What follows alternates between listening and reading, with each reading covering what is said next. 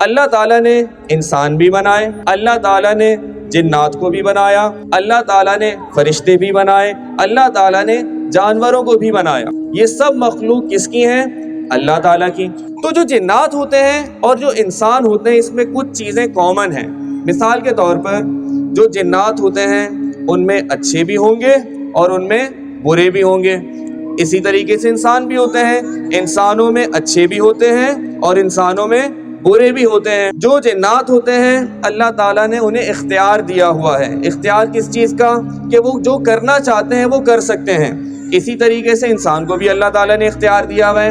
اختیار سے مراد یہ ہے کہ جو انسان کرنا چاہتا ہے وہ کر سکتا ہے۔ ابھی آپ لوگ یہاں پہ بیٹھے ہوئے ہوں، آپ اپنے اختیار سے بیٹھے ہوئے ہوں، آپ کا دل چاہے گا آپ اٹھ کر چلے جاؤ گے، آپ کو بھوک لگے گی آپ کھانا کھا لو گے، پیاس لگے گی آپ پانی پی لو گے، نیند آئے گی سو جاؤ گے۔ ایسا ہی ہوگا نا؟ یہ سب کیا ہے؟ آپ کے پاس اس چیز کا اختیار ہے۔ لیکن جو اللہ تعالیٰ نے فرشتے بنائے، فرشتوں کے پاس یہ سب چیزیں نہیں ہیں۔ فرشتے خواہشات کے غلام نہیں ہوتے، فرشتوں کی کوئی خواہشات نہیں ہوتی، فرشتوں کو بھوک نہیں لگتی، فرشتوں کو نیند نہیں آتی، فرشتوں کو پیاس نہیں لگتی، فرشتے پریشان نہیں ہوتے۔ لیکن یہ سب چیزیں کس میں ہیں؟ انسان کے ساتھ۔